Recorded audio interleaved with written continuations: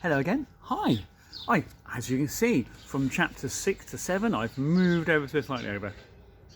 So, me and the plant today. Actually it's a lemon tree. Me and the lemon tree. Doesn't really ever grow many lemons, but we're going to keep persevering with it, and hopefully one summer it will yield some lemons. Okay. So any tips you got, let me know. Okay, so chapter 7. So chapter 7 is called A Day with the Beavers. So are you listening? So the two boys were having a chat, weren't they? So while the two boys were whispering behind, both the girls suddenly cried, "Oh!" and stopped. "The robin!" cried Lucy. "The robin, it's flown away." And so it had, right out of sight. "And now what are we to do?" said Edmund, giving Peter a look which was as much as to say, "What did I tell you?" "Shh, look," said Susan. "What?" said Peter. "There's something moving among the trees over there to the left." They all stared as hard as they could. No one felt very comfortable. "There it goes again," said Susan presently. "I saw it that time too," said Peter. "It's still there. It's just gone behind that big tree." "Behind my big tree? I can't see. Nothing there." "What is it?" asked Lucy, trying very hard not to sound nervous. "Whatever it is," said Peter, "it's dodging us. It's something that doesn't want to be seen." "Let's go home," said Susan. And then, though nobody said it aloud, everyone suddenly realised the same fact that Edmund had whispered to Peter at the end of the last chapter. They were lost. "What's it like?" said Lucy. It's a kind of animal," said Susan. "And look, quick, there it is." They all saw it at the same time. A whiskered, furry face which had looked out at them from behind a tree. You can see there. Can you see, hopefully, what kind of face can you see there? Nice sound effect from the birds. But this time, it didn't immediately draw back. Instead, the animal put its paw against its mouth, just as humans put their finger on their lips when they're signaling for you to be quiet. Then it disappeared again. The children all stood holding their breath. Not literally, just figuratively. A moment later, the stranger came out from behind the tree, glanced all around as if it were afraid someone was watching, and said, "Shh!" made signs to them to join it in a thicker bit of wood where it was standing, and then once more disappeared. "I know what it is," said Peter. "It's a beaver. I saw the tail." "It wants us to go with it," said Susan, "and it has warned us not to make a noise." "I know," said Peter. "The question is, are we to go to it or not? What do you think, Lou?" "I think it's a nice beaver," said Lucy. "Yes, but how do we know?" said Edmund. "Oh, God, Edmund. Shouldn't we have to risk it?" said Susan. "I mean, it's no good just standing here, and I feel like I want some dinner." At this moment, the beaver again popped his head around from behind the tree and beckoned them earnestly. "Come on," said Peter. "Let's give it a try. All keep close together. We ought to be matched for one beaver if it turns out to be an enemy." There is Mr. Beaver beckoning them earnestly. So the children all got closer together and walked up to the tree and in behind it, and there, sure enough, they found the beaver. But it still drew back, saying to them in a horsey, throaty whisper, "Further in, come further in. Right," it doesn't sound very nice, does it? "Right in here. We're not safe in the open." Only when it had led them into a dark spot where 4 trees grew so close together that their boughs met and the brown, green earth and pine needles could be seen underfoot, because no snow had been able to fall there, did it begin to talk to them.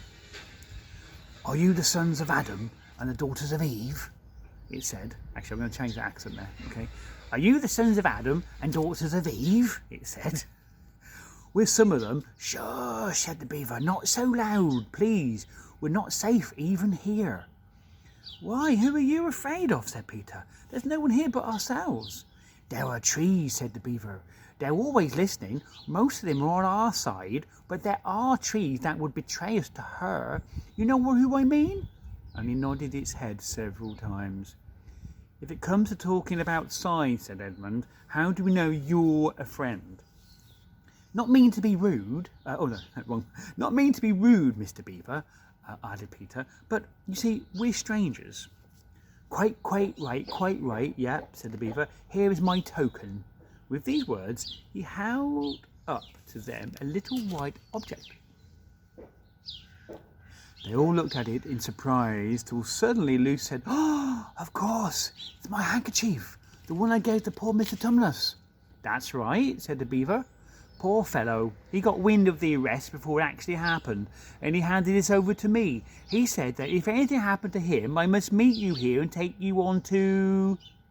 Here, the Beaver's voice sank into silence, and it gave one or two very mysterious nods.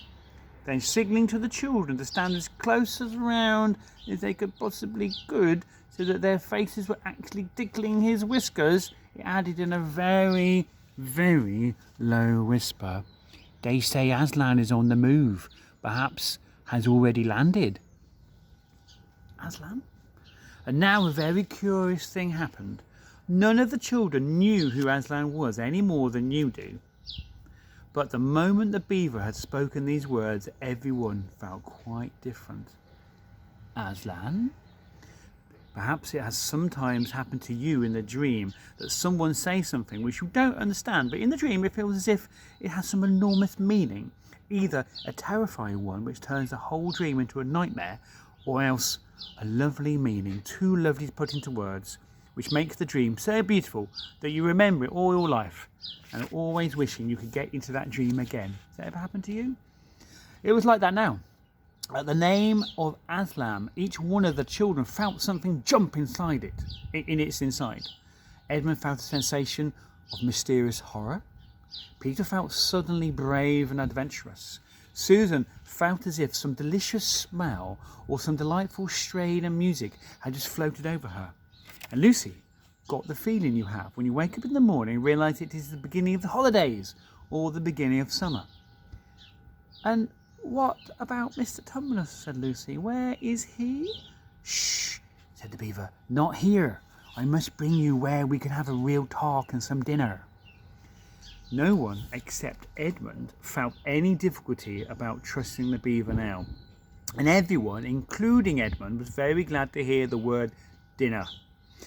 They therefore all hurried along behind their new friend, who led them at a surprisingly quick pace, and always in the thickest parts of the forest, for over an hour. Everyone was feeling very tired and very hungry, when suddenly the trees began to get thinner in front of them, and the ground to fall steeply downhill. A minute later they came out under the open sky. The sun was still shining, and found themselves looking down on a fine sight. They were standing on the edge of a steep, narrow valley, at the bottom of which ran, at least it would have been running if it hadn't been frozen, a fairly large river. Just below them a dam, don't forget beavers love making dams, don't they, had been built across this river, and when they saw it, everyone suddenly remembered that of course beavers are always making dams, and felt quite sure that Mr. Beaver had made this one. They also noticed that he now had a sort of modest expression on his face. The sort of look people have when you're visiting a garden they've made, or reading a story they've written. So it was only common politeness when Susan said, "What a lovely dam!" And Mr. Beaver didn't say "shh" this time, but merely, "Oh, merely a trifle, and it isn't really finished." Above the dam there was what ought to have been a deep pool, but was now, of course, a level of floor of dark green ice. And below the dam, much lower down, was more ice. But instead of being smooth, this was all frozen into a foamy and wavy shapes in which the water had been rushing along at the very moment when the frost came. And where the water had been trickling over and spurting through the dam, there was now a glittering wall of icicles, as if the side of the dam had been covered all over with flowers and wreaths and festoons of the purest sugar. That's a great phrase. Festoons of the purest sugar. And out in the middle, and partly on top of the dam, was a funny little house, shaped rather like an enormous beehive. And from a hole in the roof, smoke was going up, so that when you saw it, especially if you were hungry, you at once thought of cooking and became hungrier than you were before. That was what the others chiefly noticed, but Edmund noticed something else. A little lower down the river there was another small river which came down another small valley to join it. And looking up at that valley, Edmund could see 2 hills, and he was almost sure they were the 2 hills which the White Witch had pointed out to him when he parted from her at the lamppost that other day. And then between them, he thought, must be her palace, only a mile off or less. And he thought about Turkish delight and about being a king. Remember, that's what she promised him, didn't she? I wonder how Peter will like that, he asked himself. And horrible ideas came into his head. Uh-oh. Here we are, said Mr. Beaver. And it looks as if Mrs. Beaver is expecting us. I'll lead the way, but be careful don't slip. The top of the dam was wide enough to walk on, though not for humans a very nice place to walk because it was covered with ice. And though the frozen pool was level with it on one side, there was a nasty drop to the lower river on the other. Along this route, Mr. Beaver led them in single file right out into the middle where they could look a long way up the river and a long way down it. And when they'd reached the middle, they were at the door of the house. Here we are, said Mrs. Beaver, said Mr. Beaver. I found them. Here are the sons and daughters of Adam and Eve. And they all went in. The first thing Lucy noticed as she went in was a burring sound. And the first thing she saw was a kind-looking old she-beaver sitting in the corner with a thread in her mouth, working busily at her sewing machine. And it was from it that the sound came, the brrr. She stopped her work and got up as soon as the children came in. And there is the beginning. Yeah, so, where are you? There you are. Can you see? So I'm confused. There you are. Walking into the Mr. Beaver's house. And there is Mrs. Beaver on her sewing machine. Oh, so you've come at last, she said, holding out both her wrinkled old paws. At last! To think that ever I should live to see this day.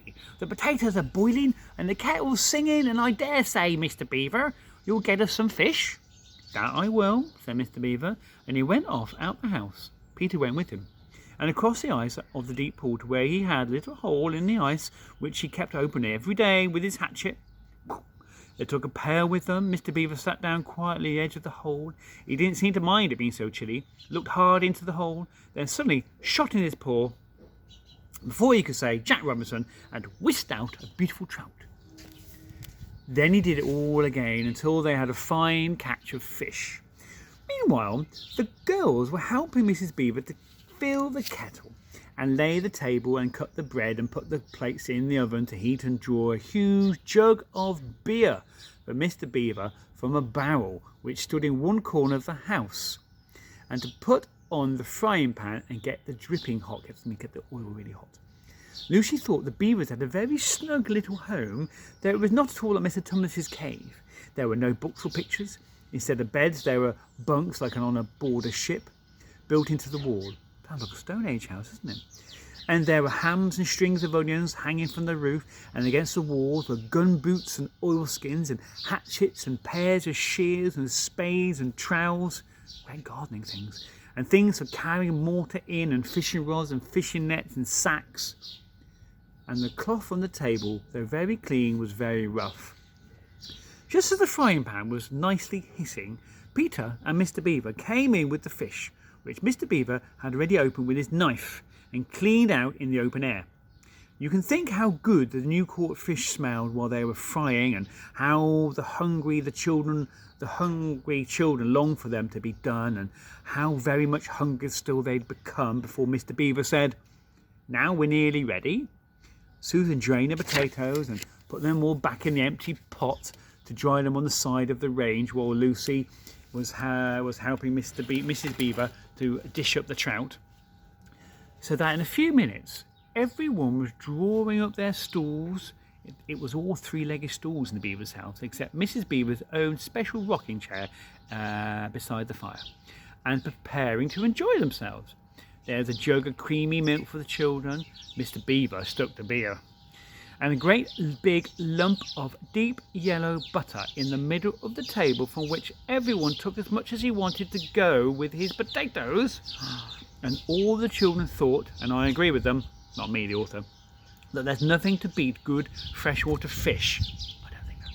If you eat it before, when it has been alive half an hour ago and has come out of the pan half a minute ago. And when they had finished the fish, Mrs. Beaver brought unexpectedly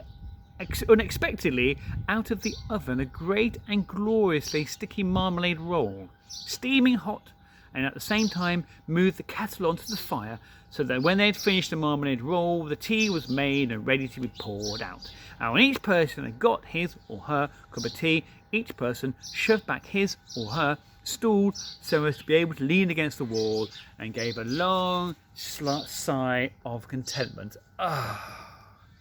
"And now," said Mr. Beaver, pushing away his empty beer mug and pulling his cup of tea towards them, "if you'll just wait till I've got my pipe lit up and going nicely, why, now we can get to business. It's snowing again," he added, cocking his eye out the window.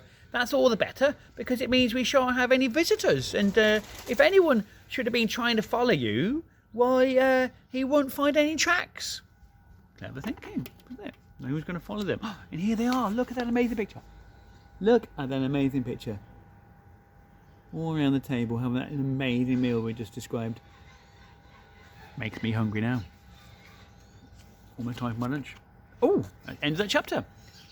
I know where this leads. So the author, C.S. Lewis, ended that chapter on an interesting bit, on a cliffhanger, kind of. Doesn't sound like it, but it is. Remember, so they've eaten their food, everybody's relaxed. Mr. Beaver says, it's snowing again. It's all the better, because it means we shan't have any visitors. And if anybody should have been trying to follow you, why, he won't find any tracks. So he's saying that because it's snowing, if anybody followed you, the snow would go on the tracks and nobody would follow you here. Or would they? Because chapter 8 is called What Happened After Dinner. Don't forget, most stories have a nice relaxing bit and then suddenly, what's going to happen in chapter 8? Well, we'll find out another time, won't we? Hope you enjoyed that. Thanks.